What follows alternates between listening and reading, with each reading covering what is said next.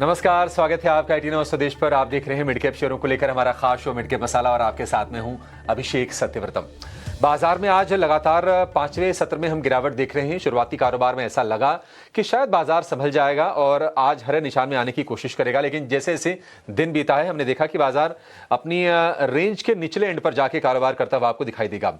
Nifty करीब 80 अंक नीचे है, यानी कि जो रिसेंट हाई है, अब आज पांचवा सत्र हो गया गिरावट का, तो इन 5 सत्र में करीब करीब 450 पॉइंट की गिरावट निफ्टी में ऊपरी स्तरों से आ गई है। निफ्टी बैंक थोड़ा कम कमजोर है, 30 अंकों की हल्की सी गिरावट है, लेकिन यह जरूर है कि पिछले 4 सत्र में आज अगर मिला लें तो 5 में से 4 सत्र इसके लिए भी कमजोरी वाले ही रहे हैं। आज हम देख रहे हैं कि डिफेंस शेयरों का बोलबाला है। BL करीब 2.25% की मजबूती के साथ निफ्टी का टॉप गेनर है, लेकिन ऑटो शेयरों में हम देख रहे हैं कि प्रॉफिट टेकिंग आ रही है और IT शेयर भी बाजार पर दबाव बनाने का काम कर रहे हैं। TCS, SCL टेक यहां पर आपको गिरावट के साथ ही कारोबार होता हुआ दिखेगा। और टाटा मोटर, जहां पर हमने देखा कि कल के सत्र में भी ये शेयर निफ्टी का टॉप लूजर था, 2.25% के आसपास गिरावट थी। आज गिरावट थी करीब 3% के आसपास की और शेयर धीरे धीरे करके आ गया है 650 रुपए के अपने लेवल के आसपास। मिड कैप में कोई खास एक्शन नहीं है, दोनों के दोनों इंडेक्स आपको सपाट कारोबार करते हुए दिखाई देंगे। और हुआ यह है कि अब जो एडवांस डिक्लाइन का जो रेशियो है, हर एक बढ़ने वाले शेयर के मुकाबले करीब करीब 2 गिरने वाले शेयर बाजार में आपको दिखाई देंगे, क्योंकि 950 शेयर NSE पर ऊपर हैं और करीब करीब 1800 शेयर इस वक्त गिरावट के साथ कारोबार कर रहे हैं। तो इस शो में आगे बढ़ने से पहले आपको यह दिखा देते हैं कि मिड कैप का जो आज मेगा एक्शन है वो क्या है। उसके बाद अपने एक्सपोर्ट को जोड़ के हम 3 घंटे का ट्रेड लेंगे निफ्टी का और आपके लिए बेहतरीन ट्रेडिंग आइडियाज भी समझने की कोशिश करेंगे। पहले 3 तस्वीरें आपके लिए लेकर आएंगे स्क्रीन पर, जिसके जरिए आपको अंदाजा लग जाएगा कि मिड कैप में आज के सत्र में हो क्या रहा है। तो सबसे पहले आप देखेंगे कि न्यूजेन सॉफ्टवेयर करीब करीब ये 4.5% ये शेयर दौड़ा है और उसकी वजह यह है कि TCS बेल्जियम से इनको 42 लाख यूरो का एक ऑर्डर मिला है। इसके चलते तेजी हो रही है। हालांकि हमने देखा था कि पिछले 2-3 सत्र में ये शेयर गिरा भी था और आज सारी की सारी गिरावट की भरपाई ये शेयर करता हुआ आपको दिखेगा। पॉली मेडिक्योर में 3% की तेजी है और 324 करोड़ में कंपनी ये CTFA को खरीदेगी, इसके चलते इसमें तेजी हो रही है। हिंदुस्तान कॉपर के शेयर में भी हम तेजी पर कारोबार होते हुए देख रहे हैं और उसकी वजह यह है कि LME पर कॉपर 3% उछला है, 15 महीने की ऊंचाई पर आपको कारोबार होता हुआ दिखाई देगा। तो मिड कैप में कुछ सिलेक्टिव बड़े एक्शन है, बहुत बड़े एक्शन का, धूम धड़ाके का थोड़ा सा आज के सत्र में हमें अभाव दिख रहा है। लेकिन बाजार में आपकी रणनीति क्या होनी चाहिए, चलिए इसको भी समझेंगे। और हमारे साथ जुड़ गए हैं कोटक सिक्योरिटीज के श्रीकांत चौहान। श्रीकांत जी, बहुत शुक्रिया आपका समय देने के लिए। स्वागत है आपके IIT न्यूज़ स्वदेश पर। चलिए वक्त नहीं कमाएंगे और सीधे पहले इंडेक्स की बात करेंगे और लेकर आएंगे निफ्टी का 3 घंटे का ट्रेड।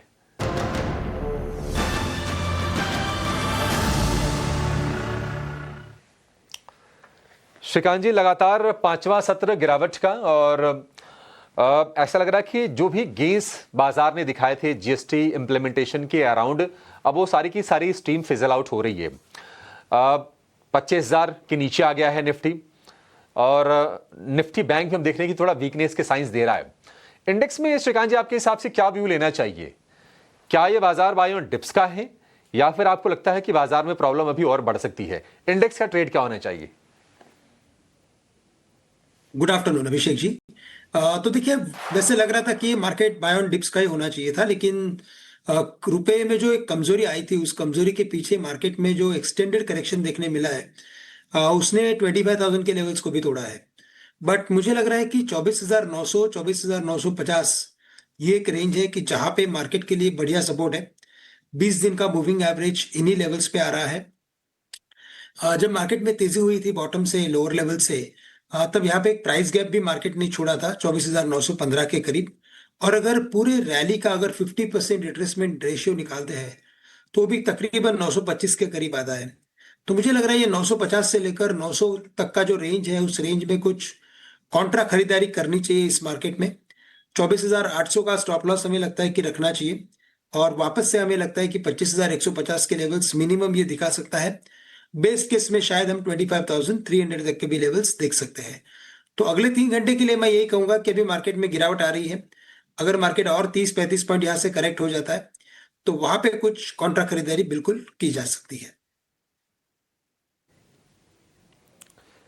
ठीक है, 30 35 पॉइंट अगर और गिरावट आ जाएगा निफ्टी में तो ये कॉन्ट्रा बाइंग की जा सकती है, यानी कि 24,950 के आसपास। मैं ऑप्शंस के डेटा भी देख रहा था श्रीकांत जी, करीब करीब 25,000 वाला जो लेवल है ना, वो तो बड़ा डिसाइसिव है, क्योंकि वहाँ पर बुल्स बेयर्स के बीच में तगड़ी वाली फाइट है। दोनों साइड पर चाहे पुट हो या कॉल हो, करीब 2 लाख कॉन्ट्रैक्ट्स का ओपन इंटरेस्ट है। देखते हैं कि क्या आज क्लोजिंग इसके नीचे आती है या फिर 25,000 के लेवल को डिफेंड करके क्लोजिंग इसके ऊपर देने की कोशिश करता है निफ्टी। तो ये निफ्टी के लिए आपकी रणनीति हो गई। श्रीकांत जी, फिर जरा स्टॉक्स के बारे में गाइड कर दीजिए कि कहां पर आपके हिसाब से मौके हैं, क्या खरीदना है, कहां पैसे बनेंगे। बिल्कुल। तो देखिए यहाँ पे दो स्टॉक हमें वैसे ठीक ठाक लग रहे हैं। नंबर वन है, दैट इज एलिवस। एलिवस फार्मा, वो ये ग्लेनमार्क लाइफ साइंस करके पहले ये जाना जाता था स्टॉक, अभी एलिवस के नाम से जाना जाता है। पिछले 2-3 दिनों से अगर इसके ओवरऑल एक्टिविटी की अगर बात करें तो एक 960 970 के करीब इसमें एक सपोर्ट का लेवल बना हुआ है, और उन्हीं लेवल से कल के दिन में हमने कुछ रिकवरी देखी थी। आज 960-70 के करीब ये पड़ा हुआ है। तो करंट लेवल से मुझे लगता है कि काफी अच्छा रिस्क रिवॉर्ड रेशियो से खरीदने के लिए इस 3 लेवल पे खरीदे। स्टॉप लॉस रखे यहाँ पे 950 रुपए का, तो काफी नजदीक का स्टॉप लॉस है। 950 का स्टॉप लॉस रखे। टारगेट्स नजर आते हैं 1000 1020 के। इसके अलावा जो हमें स्टॉक अच्छा लग रहा है वो है भारत डायनामिक्स। और भारत डायनामिक्स में भी अगर आप देखें तो 1580 1590 के करीब ट्रेड कर रहा है। इस मार्केट में 3 सेक्टर काफी प्राइमरीली परफॉर्म कर रहे हैं। एक तो है डिफेंस, दूसरा है पीएसयू बैंक्स, और तीसरे है मेटल्स। तो डिफेंस में हमें लगता है कि काफी अच्छा करेक्शन पिछले 2-3 दिनों में हुआ है, और अभी करंट लेवल से भारत डायनामिक्स 1580-90 के करीब ट्रेड कर रहा है। इसे खरीदा जा सकता है। ये स्टॉक हमें लगता है कि 1700 तक के लेवल्स दिखा सकता है, क्योंकि हाई बीटा स्टॉक है, और 1550 का स्टॉप लॉस रखना जरूरी है। जी। ठीक है, भारत डायनेमिक्स के लिए 1550 का स्टॉप लॉस, 1700 की टारगेट श्रीकांत जी की तरफ से है। और श्रीकांत जी, आपने जो पहला शेयर बताया ना, एलिवस लाइफ साइंसेज, मैं चेक कर रहा था, वैसे तो 12,000 करोड़ रुपए के आसपास का मार्केट कैप है, लेकिन हमारे डेटाबेस में ये शेयर रिफ्लेक्ट नहीं हो रहा है। तो आपसे गुजारिश करेंगे कोई दूसरा शेयर अगर आप बता पाएं तो हमारे दर्शकों की मदद हो जाएगी। बिल्कुल। तो देखिए, दूसरा अगर कोई स्टॉक अगर इन लेवल्स पे मुझे अच्छा लग रहा है तो वो है यूनियन बैंक। ये स्टॉक भी हमें अच्छा लग रहा है। और यहाँ पे हमें क्या लग रहा है कि इसमें 140 138 के रेंज में एक साइडवेज एक्टिविटी का कंसोलिडेशन देखने मिल रहा है। बट इवेंचुअली लगता है ये स्टॉक उन लेवल्स को क्रॉस करते हुए 150 तक के लेवल्स दिखा सकता है। ओवरऑल पीएसयू बैंक्स में अच्छी तेजी बनी है, और मार्केट में अगर रिकवरी अगर आती है तो हमें लगता है कि पीएसयू बैंक्स परफॉर्म कर सकते हैं। तो दूसरा स्टॉक यूनियन बैंक, इसे खरीद के चले 140 के करीब। स्टॉप लॉस यहाँ पे होना चाहिए एट 136। 136 का स्टॉप लॉस होना उतना ही जरूरी है, और टारगेट्स 150 के नजर आते हैं। ठीक है, टारगेट 150 के नजर आते हैं, 136 का स्टॉप लॉस होगा। बढ़िया है। यूनियन बैंक ने अच्छी स्ट्रेंथ दिखाई है, 139 रुपए का भाव हो गया, बढ़िया है। अच्छा, इस बीच एक खबर आ रही है कि ये कंपनी ने इंडिगो के साथ करार किया है, एसबीआई कार्ड्स ने 891 रुपए का भाव है। को ब्रांडेड कार्ड के लिए ये करार किया गया है इंडिगो यानी कि इंटरग्लोब एविएशन के साथ एसबीआई कार्ड्स का। एसबीआई कार्ड्स में हमने देखा श्रीकांत जी की काफी ज्यादा फॉल आई, 1000 रुपए के लेवल के आसपास था और वहां से शेयर ही गिरा। लेकिन अब ना सिर्फ ये शेयर संभल गया है, बल्कि ऐसा लग रहा है कि थोड़ा कोई समय दे, अगर इसको महीने 2 महीने 3 महीने, तो इसमें पैसे बनाए जा सकते हैं। आपका व्यू क्या होगा एसबीआई कार्ड्स को लेकर? तो देखिए, मुझे लगता है कि एक रेंज के अंदर इसमें ट्रेडिंग दिखाई देगी। 890-900 के करीब ट्रेड कर रहा है। पॉसिबल है कि ये स्टॉक 1000 रुपए तक जा सकता है। लेकिन अगर एक लंबी अवधि का नजरिया ले तो मुझे लगता है कि इससे बाकी और भी विकल्प अवेलेबल है। हमें लगता है उनमें फोकस करना चाहिए, क्योंकि ये स्टॉक एक रेंज के अंदर है, और हायर लेवल्स पे भारी भरकम इसमें सेलिंग आती है। तो करंट लेवल से पॉसिबल है कि हम 910 915 तक के लेवल्स देख भी सकते हैं, क्योंकि मोमेंटम है। बट मुझे लगता है कि इसके अलावा अगर आप किसी पीएसयू स्टॉक्स पे अगर फोकस करते हो तो, यानी कि स्टेट बैंक ऑफ इंडिया, मुझे लगता है कि in fact state bank of India इसे आउट परफॉर्म कर सकता है आने वाले 3 से 6 महीने में। ठीक है, बढ़िया है। तो आप स्टेट बैंक ऑफ इंडिया को ही अपने रडार पर रखिए। 867 रुपए का भाव है और जो एक नैरो रेंज में फंसा था एसबीआई, कम से कम उसको पार करके आगे बढ़ने का इंटेंट दिखा रहा है। और एक सिटी की रिपोर्ट भी आई थी एसबीआई को लेकर आज के ही सत्र में। आज हम रिपोर्ट दिखा रहे थे 1050 रुपए के आसपास के टारगेट सिटी को लगता है कि एसबीआई में अचीव हो जाएगा। और सारी चीज़ें अच्छी हैं सरकारी बैंकों के लिए। प्राइवेट बैंक थोड़े से पीछे छूट रहे हैं और सरकारी बैंकों में एनपीए क्लीनअप हुआ, वहाँ पर हम कैपेक्स साइकिल जो एक रिकवर हो रही है उसका भी बेनिफिट मिलता है। तो सारी की सारी चीज़ हम देख रहे हैं और अक्रॉस द बोर्ड सरकारी बैंकों में बाइंग आई है। ये आप देखिए 1050 के टारगेट, जी हाँ, सिटी की इस पर रिपोर्ट आई थी। चलिए आगे बढ़ते हैं, जरा ये देख लेते हैं कि आज मिड कैप में जो बड़ा एक्शन है और कहां पर हुआ है।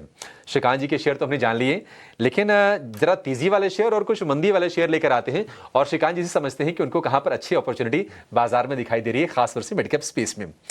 आज हम देख रहे हैं कि डिफेंस वाले शेयरों में तेजी है। कोचिन शिपयार्ड भी आपको 3% ऊपर दिखाई देगा। ऑयल इंडिया 3% ऊपर है, थोड़ा सा ऊपरी स्तर से नीचे आए हैं और इस तेजी की वजह यह है कि हमने देखा है कि ब्रेंट क्रूड के प्राइसेस 7 हफ्ते की ऊंचाई पर पहुंच गए हैं। $69 का भाव आ गया है। अडानी टोटल 2-3 सत्र में लगातार ये गिरावट का शिकार हुआ है, आज ये संभलने की कोशिश कर रहा है। इसके अलावा KPIT technologies, Bharat dynamics, yes bank एक और शेयर है जहां पर हम आज के सत्र में तेजी देख रहे हैं और यस बैंक 21.5 रुपए के आसपास का भाव हो गया है। श्रीकांत जी, हमने करीब 6 शेयर दिखाए, हमने 6 शेयर चुने हैं जहां पर मिड कैप में आज एक्शन हो रहा है। कोई स्टॉक जो आपके रडार पर आया हो और आपको लगता हो कि इस वक्त दिन के बीचों बीच हम खड़े हैं, मौके बन रहे हो ट्रेड के लिहाज से? बिल्कुल। तो देखिए, मुझे लगता है कोचिन शिपयार्ड ये एक स्टॉक ऐसा है कि जिसमें कुछ और खरीदारी के मौके बन सकते हैं। पिछले 4 या 5 दिनों से एक रेंज के अंदर ये स्टॉक कंसोलिडेट कर रहा है और उसके बाद आज एक पॉजिटिव एक्टिविटी है। तो 1950-55 के करीब अभी ये ट्रेड कर रहा है। तेजी बनती है तो ये स्टॉक 2050 तक के लेवल्स भी दिखा सकता है और करेक्शन में मुझे लगता है कि जो सपोर्ट बना हुआ है वो 1910 और 1900 के रेंज में है। तो एक 1900 तक की रिस्क शायद हो सकती है स्टॉक में अगर करेक्शन हुआ तो, लेकिन 2050 से लेकर शायद 2090 तक के भी लेवल्स ये स्टॉक दिखा सकता है। इसके अलावा मुझे लगता है कि आईटी स्टॉक्स में वैसे देखा जाए तो काफी मिक्स सेंटीमेंट होते हैं और इसी वजह से मुझे लगता है कि केपीआईटी को अवॉइड करें। लेकिन पिछले 2-3 दिनों से कुछ एक्टिविटी हमने ऑयल एंड गैस स्टॉक्स में देखी है। स्पेसिफिकली वहां पे ओएनजीसी, एचपीसीएल, बीपीसीएल सभी स्टॉक्स में ग्रेजुअल अपवर्ड एक्टिविटी हमें देखने मिली है। लेकिन ऑयल इंडिया इसमें से ये एक स्टॉक ऐसा है कि जिसमें शायद थोड़ी सी और तेजी बन सकती है। 422, 423 के करीब एक इमीडिएट रेजिस्टेंस है, लेकिन इवेंचुअली हमें लगता है कि ये स्टॉक एक बार 440-45 तक के लेवल्स भी दिखा सकता है। तो अगर इसमें इन्वेस्टमेंट्स हो तो बने रहे, फ्रेश लॉन्ग करने की कोशिश ना करें क्योंकि ये स्टॉक काफी लो बीटा स्टॉक है। और तीसरा स्टॉक अगर किसी में अगर ध्यान देना है तो मुझे लगता है यस बैंक है। यस बैंक में भी ग्रेजुअल अपवर्ड एक्टिविटी बनी है, काफी इंटरेस्टिंग है। काफी स्लोली स्टडीली ऊपर जा रहा है। तो मुझे लगता है यही ट्रेंड कंटिन्यू रहेगा और वापस से एक बार इसमें हम 23.5 से लेकर 24 तक के लेवल्स भी देख सकते हैं, जो काफी अच्छी अपसाइड मैं कहूंगा कि मिल सकती है। तो करंट लेवल से यस बैंक में भी पोजीशंस बनाए रखे और अगर इन्वेस्टमेंट्स हो तो इसमें भी बने रहे। 24 तक के लेवल्स नजर आते हैं। ठीक है, 24 तक के लेवल नजर आ रहे हैं। एसएमबीसी जापान का जो बैंक है, सुमितोमो मित्सुई बैंकिंग कॉर्पोरेशन, उनकी स्टेक को लेकर भारत में धीरे धीरे जो रेगुलेटरी अप्रूवल्स हैं वो धीरे धीरे मिल रहे हैं और स्ट्रेंथ हमने आते हुए देखी है। बट ये है कि हाँ, अभी भी रेंज में 21 रुपए का भाव है, लेकिन यहाँ से 2-2.5 रुपए भी चल जाए तो शेयर करीब 10% चल जाएगा। 21-21.5 रुपए का भाव है, तो 23-24 तक चाहे तो आप इसमें बने रह सकते हैं, ये व्यू है। कुछ गिरने वाले शेयरों की सूची हम स्क्रीन पर लेकर आएंगे, जिसमें कि ABFRL है, Aditya Birla fashion retail limited, जिसमें हमने देखा कि जीएसटी के अराउंड काफ़ी ज़्यादा इसमें बाइंग हुई। एस्ट्रल शेयर चल रहा था, ये मानसून का प्ले था। पेटीएम के शेयर को हमने चलते हुए देखा था, 1200 रुपए के आसपास के भाव हो गए थे पेटीएम के। और अब ये धीरे धीरे ऊपरी स्तरों से ये तीनों के तीनों शेयर नीचे आए हैं और आज के सत्र में इनमें गिरावट हो रही है। इसके अलावा कुछ शेयर हैं ऑटो पैक्सी, एस्कॉर्ट्स, कुबोटा में नरमी है। ओला इलेक्ट्रिक ने क्या जबरदस्त रफ्तार दिखाई, 70 रुपए के आसपास तक इसका भाव गया था, लेकिन ये गिर के आ गया 55 रुपए के आसपास। आज 3% के आसपास गिरावट है। और ओबरॉय रियल्टी, आज फिर से हम देख रहे हैं कि रियल एस्टेट वाले शेयर थोड़े से नरमी दिखा रहे हैं।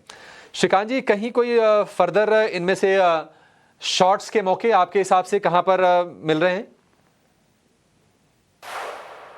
तो देखिए वैसे कहना मुश्किल है क्योंकि मार्केट एक इम्पॉर्टेंट सपोर्ट्स के करीब आ चुका है। लेकिन मुझे लगता है कि ये जो स्टॉक्स है इसमें जो 197 करके जो स्टॉक है ये पेटीएम वाला, ये हमें लगता है कि इसमें तेजी और बनेगी। ये स्टॉक अभी करेक्शन में है। लेकिन अगर आज ही के इसके टेक्निकल पैटर्न को देखें तो 1130 के करीब था, अभी 1150-55 डे हाई के करीब आ चुका है। और अगर मार्केट में यहाँ से अगर जो एक्सपेक्टेड है वैसे अगर तेजी बनती है तो मुझे लगता है कि पेटीएम में एक रिवर्सल एक्टिविटी बनेगी और ये स्टॉक वापस से एक बार 1200 से लेकर 1230 तक के लेवल्स भी दिखा सकता है। तो करंट लेवल से पेटीएम में लेने की कोशिश कर सकते हैं आज के दिन के लोवेस्ट लेवल्स के स्टॉप लॉस के साथ। 197 कम्युनिकेशंस यानी कि पेटीएम, हमने देखा था कि 1300 रुपए के आसपास तक ये शेयर गया था।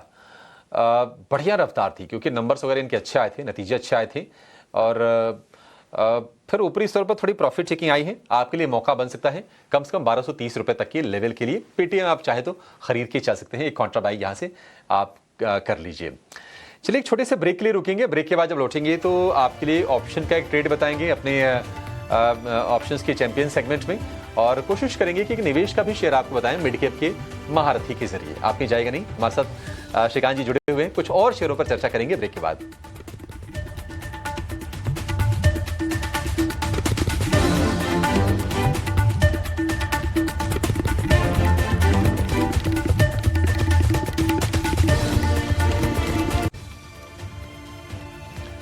ब्रेक के बाद आपका फिर से स्वागत है मिड कैप मसाला में। और आगे बढ़ने से पहले आपको बता दें कि ग्रेटर नोएडा में Uttar Pradesh international trade show का आगाज हो गया है। पीएम मोदी ने खुद इसका उद्घाटन किया।